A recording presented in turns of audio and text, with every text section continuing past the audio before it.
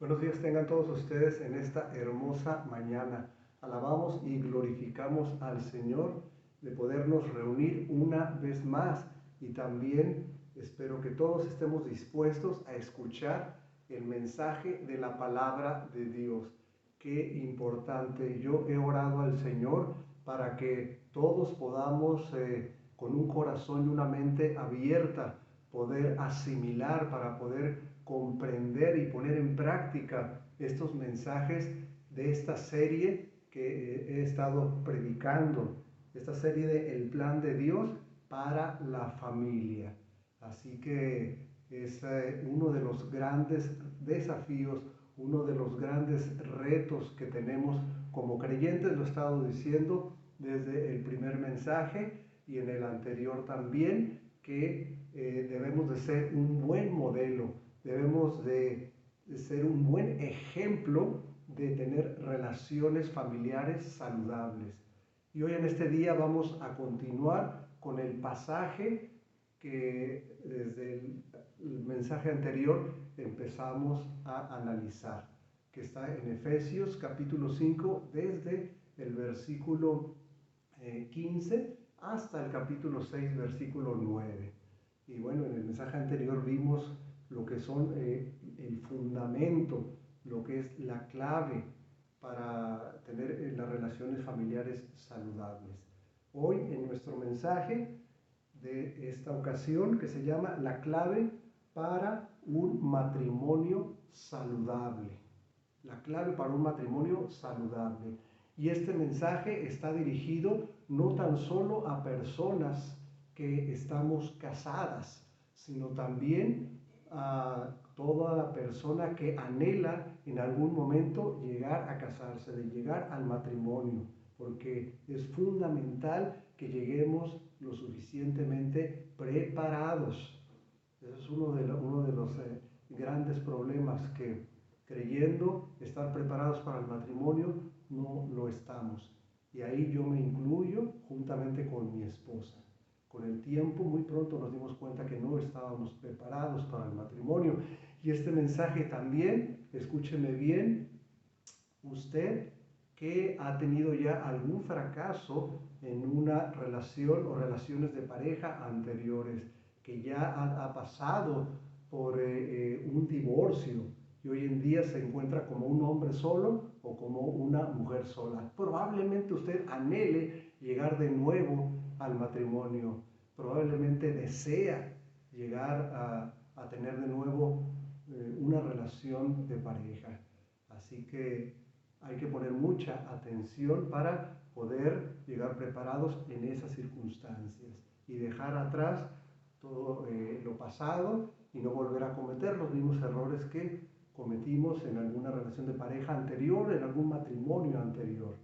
Y por supuesto también para usted, hombre o mujer sola, que ya es viudo o viuda, que ya se ha divorciado, que está separado, separada y ya no considera, no desea volver a casarse.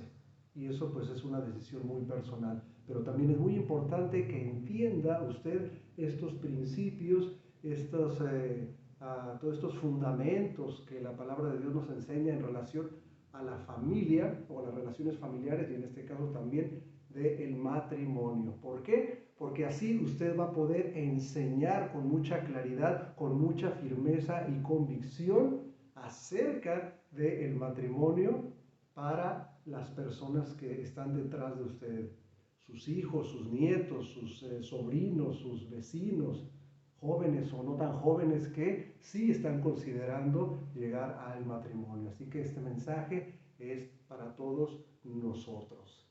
Y bueno, pues hoy en día, en este mensaje, pues vamos a basarnos en el capítulo 5, versículos del 22 a el 33 de la carta a los Efesios. Versículos 22 a el 33. Y bueno, pues quiero decirles que todo el hablar y el poder analizar todo lo relacionado en cuanto a las relaciones familiares. Es algo que el apóstol Pablo y el apóstol Pedro lo consideraron siempre muy importante. Como podemos ver en el texto de Colosenses 3 del 18 a el capítulo 4 versículo 1, y también en Primera de Pedro capítulo 2 18 a el capítulo 3 versículo 7, que eso yo los invito a que después los analicen.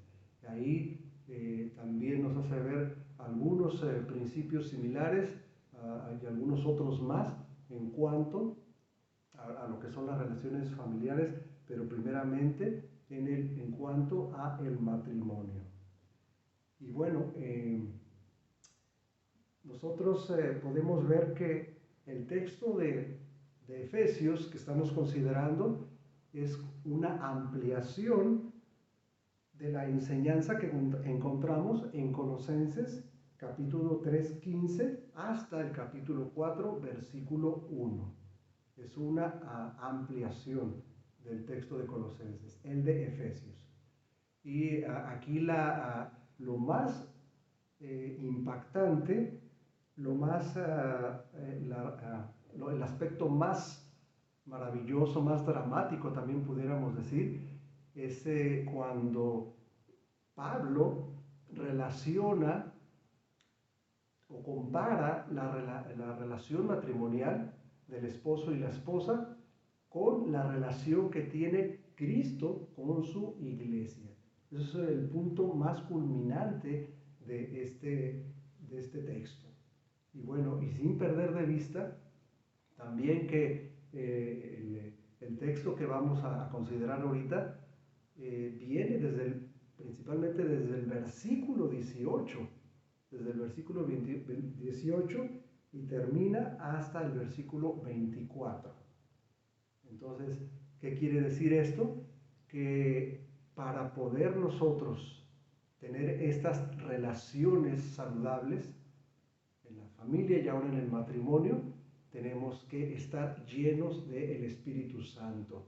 Tenemos que permitir ser guiados, ser dirigidos por el Espíritu Santo y ser obedientes a los principios de la palabra de Dios. Así que no perdamos de vista esto, porque solamente de esta manera vamos a poder, esta va a ser la clave para un matrimonio saludable, para poder tener un matrimonio saludable. ¿Y cuáles son las características mínimas que debe tener un matrimonio saludable? Que sea lo suficientemente estable, lo suficientemente armonioso y lo suficientemente funcional, o que funcione lo suficientemente bien. Y eso es un gran reto, un gran desafío, y eso es lo que nosotros hemos encontrado, mi esposa y yo, en nuestra propia relación de pareja, en nuestra propia relación matrimonial a lo largo de todos estos años. Pero también lo hemos observado vez tras vez en tantas parejas que han llegado a nosotros a consejería matrimonial. No es fácil, no es sencillo poder tener un matrimonio saludable. Así que veamos ahora en este mensaje cuál es esa clave. Y bueno, vamos a ver 3 puntos basados en nuestro texto bíblico. Vamos a ver primero las normas para la esposa, después las normas para el esposo y por último, en tercer lugar, el más alto ideal del matrimonio. Entonces, en las normas para la esposa vamos a leer los versículos 22 a el 24 de este capítulo 5 de Efesios, que dice: las casadas estén sujetas a sus propios esposos como al Señor, porque el esposo es cabeza de la esposa, así como Cristo es cabeza de la iglesia y él mismo es salvador de su cuerpo.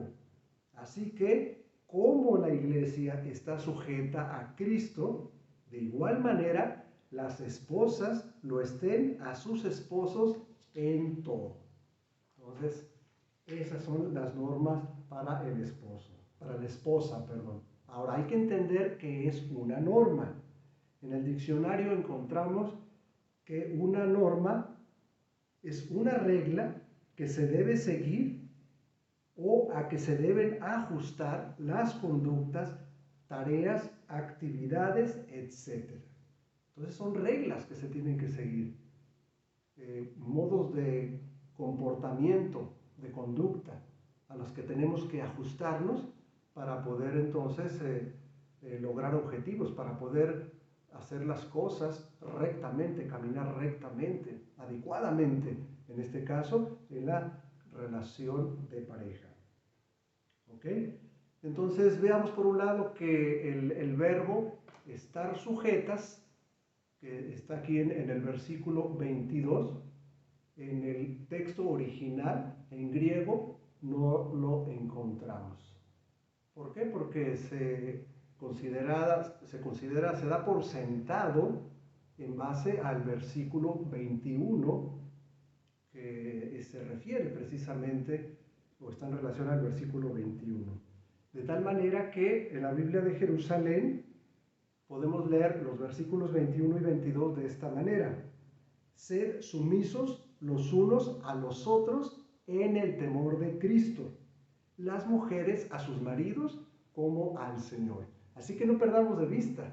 Decíamos en el mensaje anterior que antes de poder mencionar estas normas para la esposa, antes de poder o de querer mencionar que las mujeres se sujeten a sus maridos, tenemos que leer y entender y aceptar el versículo 21, que debemos de someternos unos a otros en el temor del Señor. Y decíamos que esto significa que nosotros antepongamos los intereses, las necesidades, los gustos, las inquietudes de los demás miembros de la familia antes que los nuestros. Y en este caso sería anteponer los gustos, necesidades, inquietudes, intereses del cónyuge antes que los nuestros. Y entonces sí, dice, las mujeres a sus propios maridos, como al Señor. Y aquí nos hace ver que, por un lado, que debe de ser así como nosotros nos sometemos al Señor, o así como una mujer casada, una esposa, se somete al Señor. ¿Y cómo lo hace? Con todo su corazón, de buena voluntad, con toda su disposición. ¿Por qué? Porque confía en la dirección que Jesús le da, confía en la sabiduría, en la prudencia, confía en que todo lo que el Señor le guía a hacer va a estar bien, y por lo tanto se va a someter a Cristo. De esa misma manera, una mujer debe de someterse a su esposo, como dice aquí, en todo. Y este asunto de que las mujeres se sometan a sus esposos no era algo como pudiera ser hoy en día, o como es hoy en día, en que esté sujeto a discusión. En el mundo antiguo era algo que se daba por sentado, era una convención universal, ¿sí? Por eso en Primera de Pedro, capítulo 3, versículos 5 y 6, dice así: así se adornaban en tiempos antiguos las santas mujeres que esperaban en Dios, cada una sumisa a su esposo. Tal es el caso de Sara, que obedecía a Abraham y lo llamaba su Señor. Ustedes son hijas de ella si hacen el bien y viven sin ningún temor.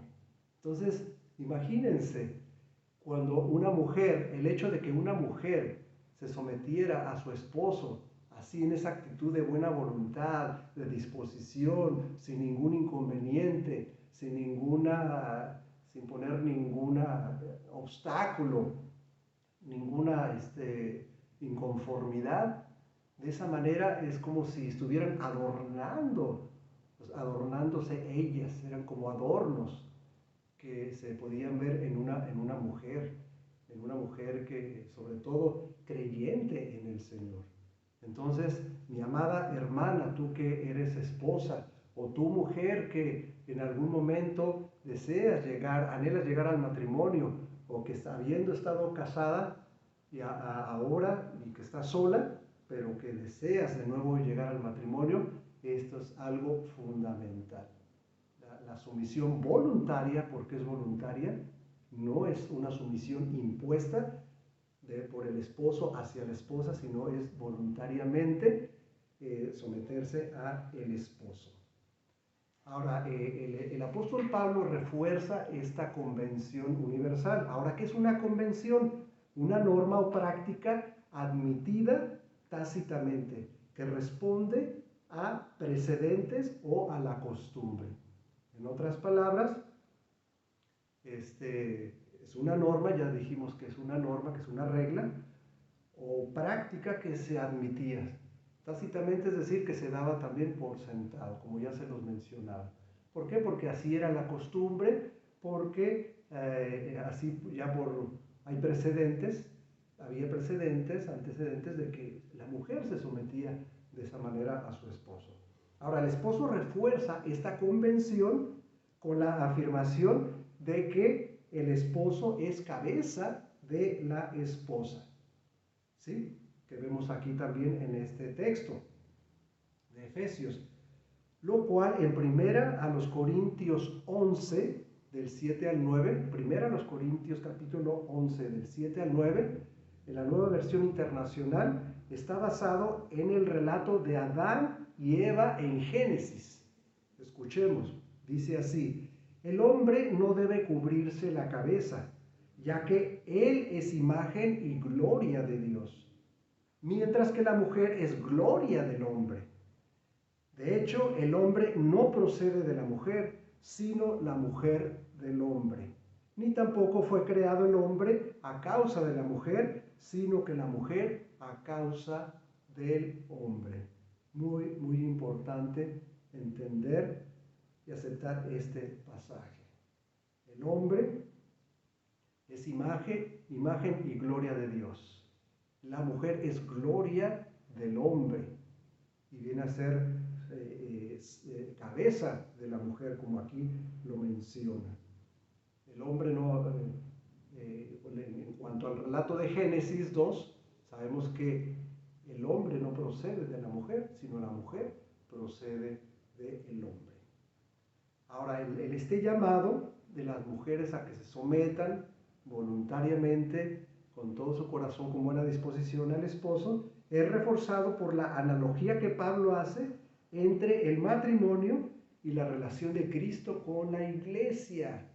Aquí llegamos a ese punto culminante, la relación entre el hombre y la mujer como esposos, con la relación de Cristo con la iglesia, en la que se pide a la esposa que se sujete a su esposo de la misma manera que la iglesia se somete a su cabeza, que es Cristo, que ya lo mencionábamos hace unos momentos.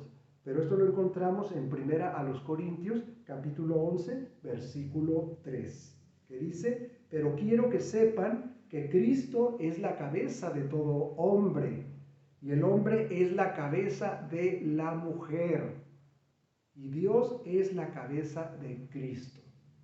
Fundamental, no tan solo que la mujer entienda esto, sino el hombre. Y todavía no llegamos a las normas para el esposo. Pero para que pueda funcionar la sumisión abierta, la sumisión voluntaria y dispuesta de la esposa para el esposo, hacia el esposo, porque el esposo es cabeza de la mujer, que en el segundo punto lo vamos a explicar más ampliamente. Primero, el hombre tiene que ser creyente. Si el hombre no es creyente y que está en la práctica aceptando que Cristo es su cabeza, es decir, que Cristo lo está dirigiendo, es su líder, entonces la sumisión de la esposa hacia el esposo, en los términos que Pablo lo está enseñando, no funciona.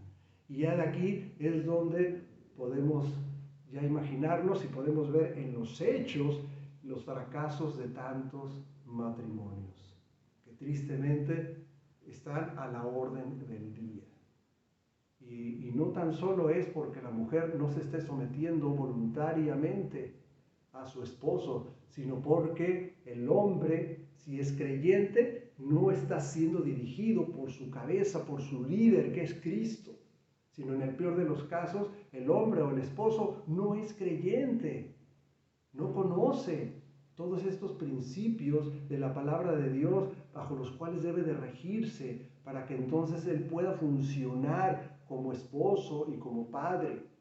Entonces, démonos cuenta que es un conjunto, es algo que la mujer tiene su parte, la esposa tiene su parte, pero el esposo, ya vemos desde aquí, tiene su parte. Porque incluso Cristo mismo lo dijo, que él no hacía su propia voluntad, sino la voluntad de su Padre. ¿Por qué? Porque como dice aquí este texto en Corintios, Dios el Padre es cabeza de Cristo. Así que no perdamos de vista esto.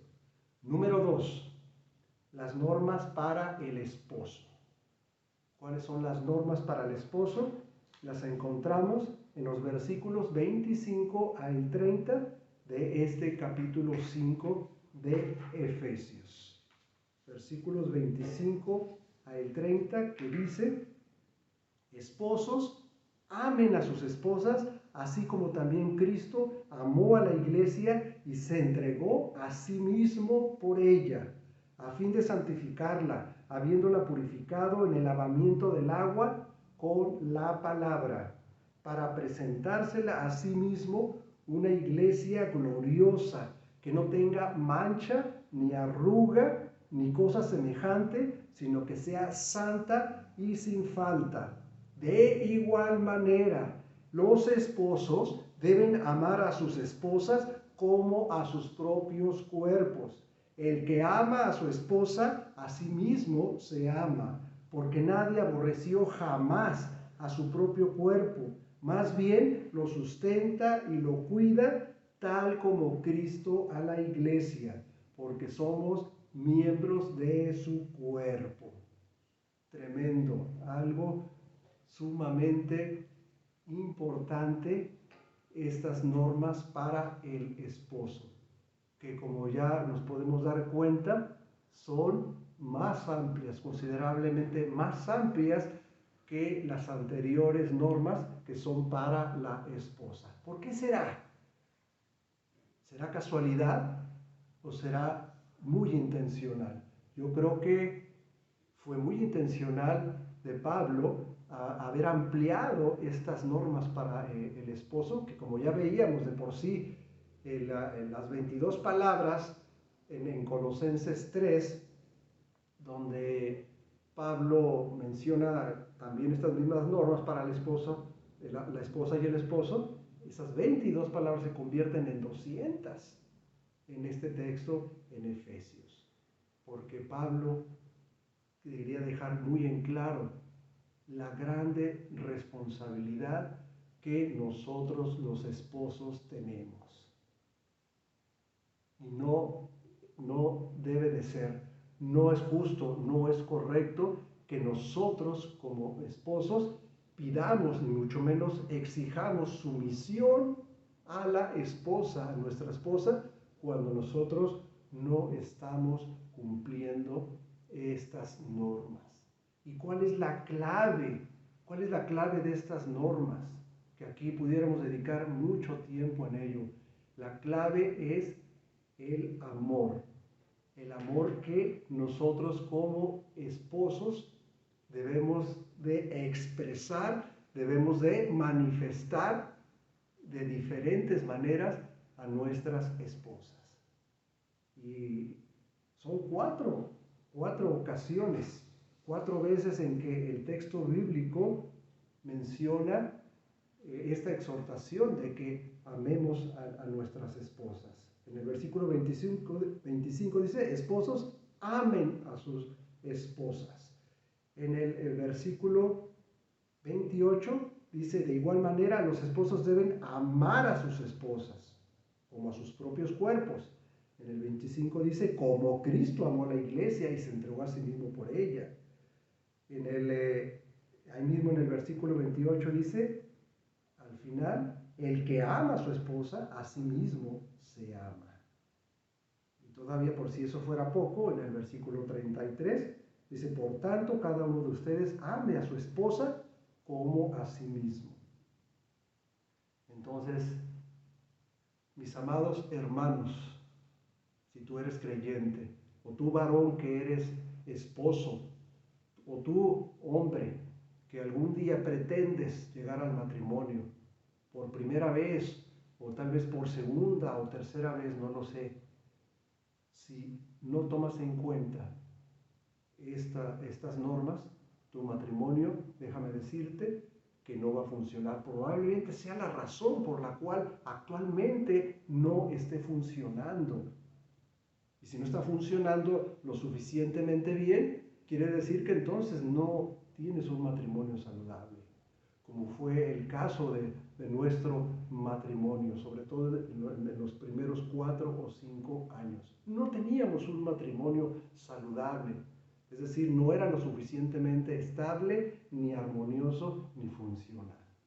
Y en un momento de mi vida, en un momento de mi matrimonio, buscando la dirección de Dios, buscando que el Espíritu Santo me iluminara, me tuve que dar cuenta que yo era el primero y principal responsable de que mi matrimonio no funcionara. ¿Por qué? Precisamente porque en la práctica yo no estaba amando a mi esposa, así como Pablo nos está exhortando a que lo hagamos. Porque cuando dice, amen a sus esposas, ¿cuáles? ¿De qué manera? Como Cristo amó a la iglesia y se entregó a sí mismo por ella. Esa es la manera como debemos de amar a la esposa. No nada más es decirle te amo, no nada más es decirle te